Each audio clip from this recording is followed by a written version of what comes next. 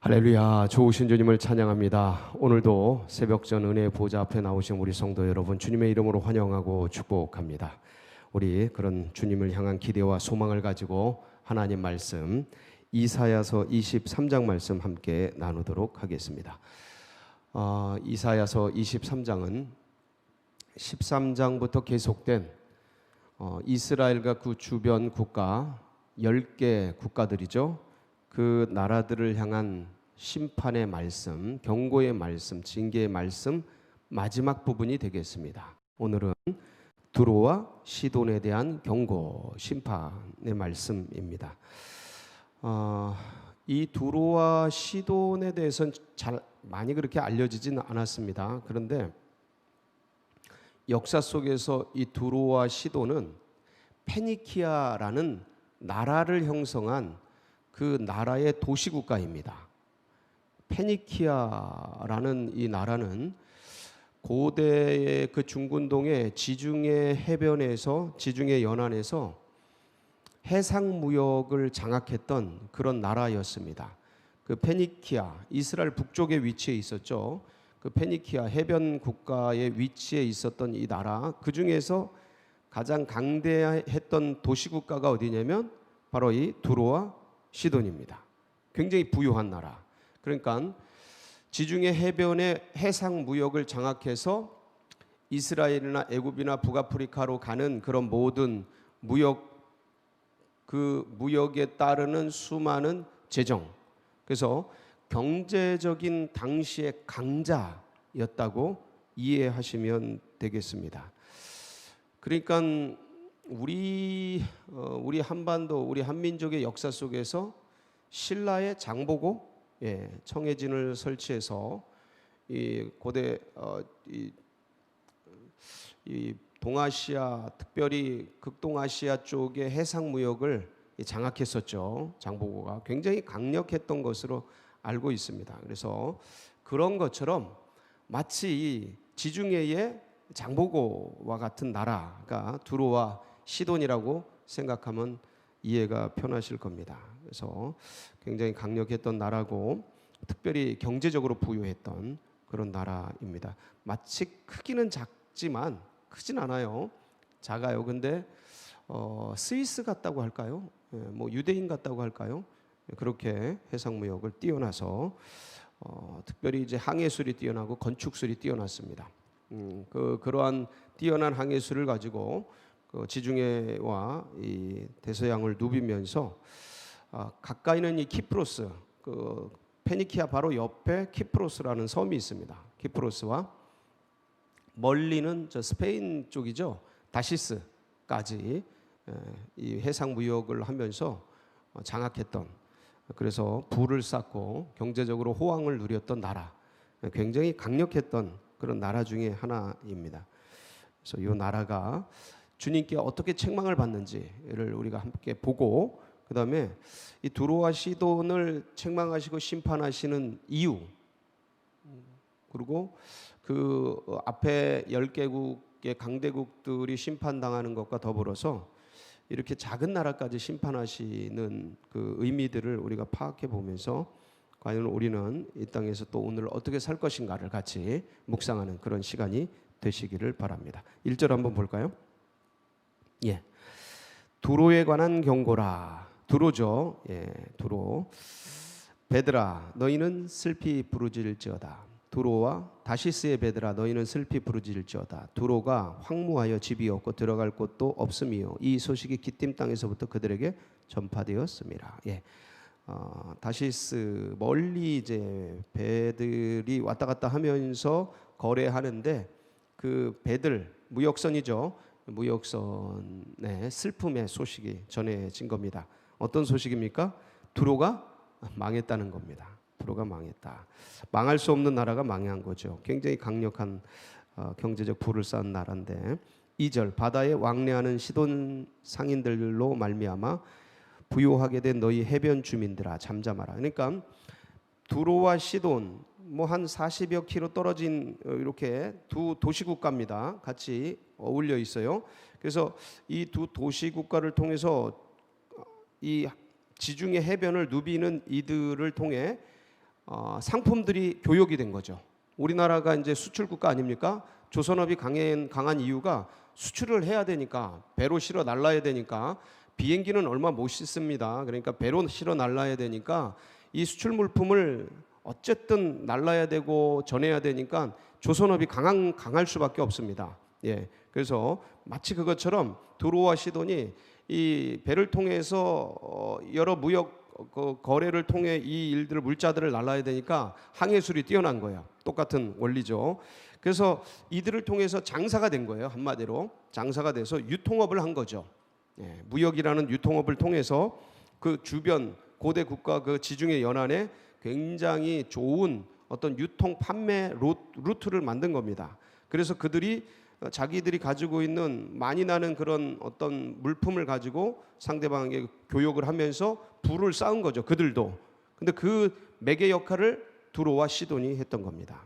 예, 장사 잘했죠. 그래서 시홀의 곡식 곧 나일의 추수를 큰 물로 수송하여 들였으니 열국의 시장이 되었도다.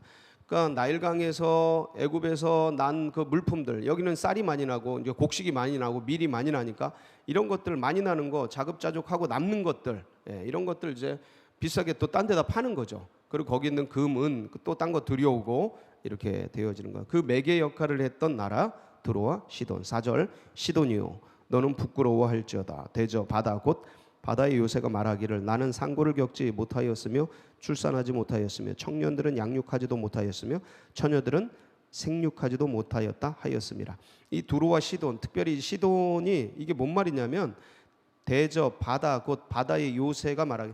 시돈이 마지막에 투항할 때, 그러니까 투쟁할 때 알렉산더 대왕하고 이제 투쟁을 하게 되는데 저쪽 그러니까 육지에서 쭉 떨어진 바다 쪽 거기다 요새를 건설했어요.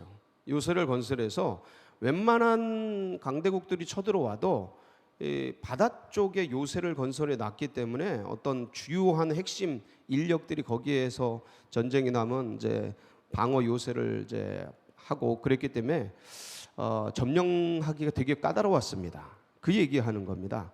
요새가 말하기를 나는 상고. 그런데 그 요새가 어떻게 되냐면 나는 상고를 겪지 못하였으며 출산하지 못하였으며 청년들을 양육하지도 못하였으며 처녀들을 생육하지도 못하였다. 그러니까 망했다는 소리죠. 예, 이런 사람들이 없다. 망했다. 시돈도 망하고 두로도 망하게 되는 겁니다. 그 소식이 애굽에 이르면 그들이 두로의 소식으로 말미암아 고통받으리라. 왜냐하면 애굽은 두로와 시돈을 통해서 자신들의 곡식을 온 지중해 연안에 이제 갖다가 팔았거든요. 그러니까 중개 매개 루트가 없어지니까 고통스러운 거죠. 이제 장사를 못하게 되니까, 사업을 못하게 되니까. 6절 너희는 다시스로 건너갈지어다. 스페인 쪽이죠. 해변 주민아 너희는 슬피 부르짖을지어다. 이제 쭉 해서 그럼 이 두로와 시돈 그렇게 뛰어나고 장사를 잘하고 해상 무역을 장악하고 지중해 연안을 통치했던 강력한 나라는 작아요. 그런데 굉장히 부유한 나라이기 때문에 강력한 겁니다. 고급 무기를 쓰고 페니키아라는 아주 뛰어났던 그런 나라죠. 그래서 우리 우리 한글 그 번역은 베니게로 돼 있어요. 베니게, 페니키아 그 나라인데 이런 나라가 어떻게 이렇게 한꺼번에 이렇게 무너질 수 있을까? 왜 이렇게 됐을까요? 이제 한번 나오는 겁니다. 8절 면류관을 씌우던 자요 그 상인들은 고관들이요 굉장히 탁월한 능력이 있었던 분들이에요. 그 무역상들은 세상의 존귀한 자들이었던 두로에 대하여 누가 이 일을 정하였느냐? 누가 정했겠습니까? 예, 9절입니다. 만군의 여호와께서 그것을 정하신 것이라. 모든 누리던 영화를 욕되게 하시며 세상의 모든 교만하던 자가 멸시를 받게 하려 하심이라. 그러면 그 두로와 시돈 이 페니키아 나라 자체가 없어져요. 흔적같이 뒤에 보면 70년을 땅에 묻혔다 이렇게 표현하고 있습니다. 15절이죠. 한번 볼까요? 15절. 그 날부터 두로가 한 왕의 연한같이 70년 동안 잊어버린 바 되었다가 이게 이제 알렉산더 대왕에게 멸망당하는 거예요. 그래서 아예 흙에 묻혀버립니다. 그냥 다 묻어버려요. 알렉산더 대왕이 하도 많은 고생을 해가지고 투항하지 않고 저항을 하니까 얼마나 많은 고생을 했는지 몰라요. 알렉산더 대왕도 이 두로와 시돈을 정복할 때 그래가지고 이 바다를 메워버립니다. 예, 바다를 메워버려요. 그 해변에 있는 요새까지 바다를 메워서 점령을 하는데, 이거를 생각해 보세요. 와, 이 바다를 흙으로 메워가지고 가가지고 점령을 하는데 시간이 얼마나 걸렸고 고생을 얼마나 했겠습니까? 다 죽여버려요. 요새에 있는 사람들 아예 싹 죽입니다. 학살을 하는 거죠. 그러면서 그냥 그 요새를 다 묻어버려요. 다 싹 딱 묻어버리는데 70년 동안, 그렇게 오랜 동안 그 국가가, 도시국가가 잊어버린 바 되고 사라져 버릴 정도로 철저하게 멸망당합니다. 짓밟혀요. 그리고 다시는 힘을 못 씁니다. 나중에 다시 살아나기는 하는데 이제 힘을 못 쓰게 돼요. 그럼 왜 그렇게 되는 거예요? 왜? 여러분, 이제 9절에서 명확하게 교만에 대해서 얘기를 합니다. 세상의 모든 교만하던 자가 멸시를 받게 하려 하심이라. 그러니까 하나님께서 부도 주시고 명예도 주시고 권세도 주시고 장수도 주시고 다 주십니다. 그런데 그것을 받았을 때, 인간이 받아 누릴 때, 그러니까 감사하고 고맙고 겸손하게 사용하면 이것보다 귀한 게 없어요. 근데 그걸 가졌다고 자기 의의를 높이고 하늘까지 높아져서 마치 하나님인 양 그렇게 움직이기 시작하면 그게 이제 하나님 앞에 책망거리죠. 심판거리입니다. 그래서 이 작은 나라 두로와 시돈을 이렇게 책망하고 심판하고 경고하시는 이유는 앞쪽에 아수르, 바벨론, 거대 국가들입니다. 이건 제국이니까 이 두로와 시돈은 먼지 같은 나라고, 아수르, 바벨론 이런 나라들은 거의 뭐 세계 최강대국이죠. 그런데 이들은 군사적으로 그렇게 뛰어났단 나라예요. 강대국이에요. 그런데 힘이 있고 세고 군사력과 파워가 강력하다고 작은 나라 점령하고 식민지 삼고 하늘 높은 줄 모르고 고개를 빳빳이 들고 본인들이 세상의 왕이고 만왕의 왕이고 하나님같이 행세를 하니, 하나님이 그 아수르, 바벨론, 마치 다니엘이 그 금신상에 나왔던 바벨론의 모습 그 뒤에 쭉 나왔던 나라들을 멸망시킨 바와 같이 이 두로와 시돈은 경제적으로 뛰어났던 나라인 거예요. 경제적으로 탁월했던 나라인 거예요. 그러니까 돈이 있고 재정이 있고 경제력이 있으니까 그것을 자기 의로 삼고 이들도 기고만장 하늘 높은 줄 모르고 그렇게 했던 것이죠. 그러니까 하나님이 어떤 나라들을 벌하시나, 어떤 나라를 역사의 섭리 속에서 멸망시키는가, 그리고 흔적도 없이 사라지게 하는가, 그 책망하시는 이유가 뭔가, 겸비하게 하고 하나님을 찾게 책망하시거든요. 고난을 주시거든요. 근데 강대국이었던 아수르, 바벨론 하나님 찾지 않으니까 다 사라지고, 두로와 시돈 경제적으로 부유했던 나라 사라지죠. 없어지죠. 근데 이스라엘을 책망했더니 거기서 하나님을 찾는 무리가, 남은 자가 있었어요. 한 무리의 남은 자. 여러분 기억나십니까? 이스라엘을요, 북이스라엘이 어제 말씀드렸어요. 아수르에 의해서 BC 722년에 멸망을 하고 남유다가 BC 586년에 멸망을 해서, 그리고 70년간 포로로 끌려갑니다. 사라져요. 나라가 없어져요. 흩어집니다.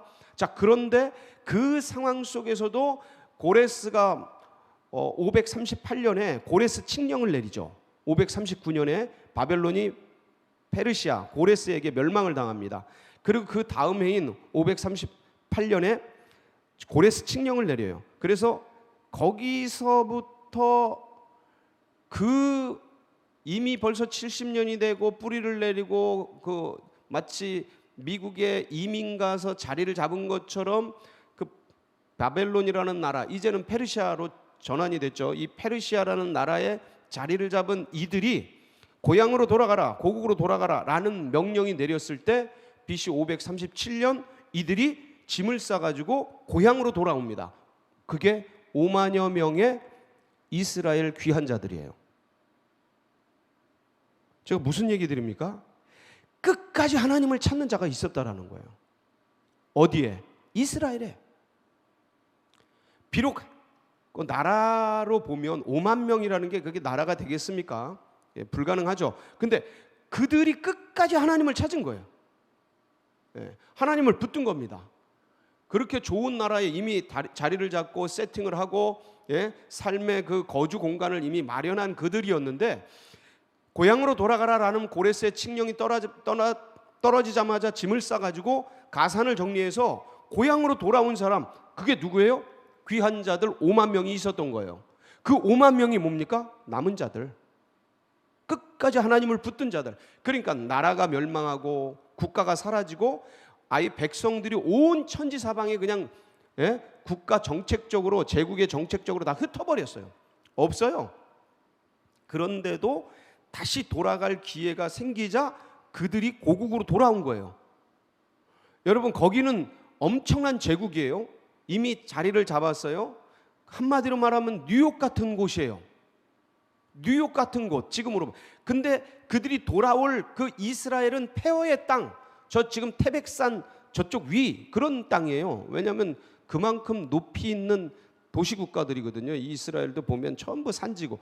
그러니까 그 폐허 땅 되었는 산지에 그들이 돌아올 이유가 없었던 거예요. 왜 돌아왔냐? 뭐 때문에 돌아와요? 하나님이 가라고 하니까. 예, 70년이 차면 너희들을 이 땅으로 돌아오게 하리니, 하나님의 약속. 그러니까 그걸 붙드는 자들이 있는 거예요. 어디에? 이스라엘에.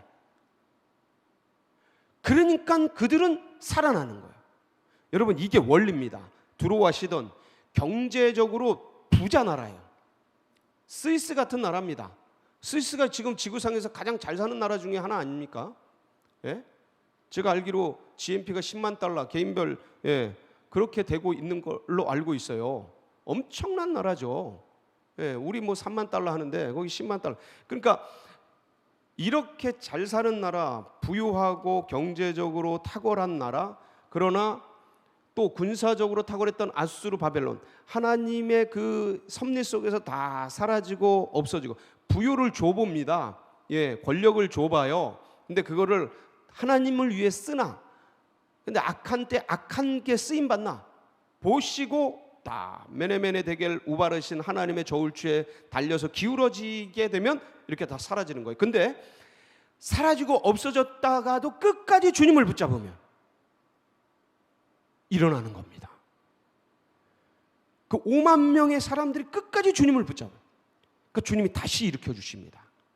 여러분, 그러니까 사람의 생로병사, 부귀영화, 한 국가의 흥망성쇠, 이게 어디에 달렸냐면 그 나라가 강한지 센지에 달린 게 아니에요. 하나님을 붙드느냐, 예수 그리스도의 이름을 부르느냐입니다. 나이가 젊고 늙고, 예? 돈이 있고 없고, 가문이 뛰어나고 뭐 안 좋고 그런 게 아니에요. 끝까지 주님을 붙드는 자, 주님이 반드시 일으킵니다. 그것을 보여주는, 역설적으로 보여주는 말씀이 오늘의 말씀이에요. 돈이 아니다, 경제가 아니다. 두로와 시돈은 그걸 상징하는 나라들이거든요. 무역이 아니다, 탁월했던 해상 무역 국가였거든요. 힘이 아니다, 아수르. 권력이 아니다, 바벨론. 이런 것들이 아니다. 그거 다 지나간다. 근데 연약하디 연약한 이스라엘은, 남유다는 살아났다. 왜 살아났냐? 끝까지 주님 붙으니까. 진짜 강자는 강한 사람이 살아남는 게 아니고 살아남는 자가 강한 자라고 살아남지 않습니까? 이스라엘. 이 정글 갖고 밀림 같은 오늘의 삶 속에서 주님을 끝까지 붙들고 살아서 하나님께 영광 돌리는 그런 복된 성도님들 다 되시기를 주의 이름으로 축원합니다. 같이 기도드리겠습니다. 예, 이런 신앙과 이런 믿음이 다음 세대들에게도 흘러가고 새 가족들의 가슴 속에 새겨지도록 위해서 기도해 주시고, 이 나라 민족, 세계 열방, 경제적으로 여러 가지로 어려움을 당하고 있습니다. 근데 이를 통해서 오히려 주님을 붙드는 기회가 되어지도록, 그리고 세계 복음화가 이루어지는데 우리 교회가 마중물 역할, 그래서 주님을 기쁘시게 하고 주님의 비전을 이루어드리는 그런 교회 되도록 위해서 기도해 주시고, 이제 수능이 24일 남았습니다. 그래서 24일 남은 우리 수능생들 끝까지 완주하고 선한 열매, 좋은 열매 맺힐 수 있도록 기도해 주시고, 여러분 각자의 기도 제목 붙들고 우리 주여 한번 부르고 기도하며 나갑니다. 부르짖습니다. 주여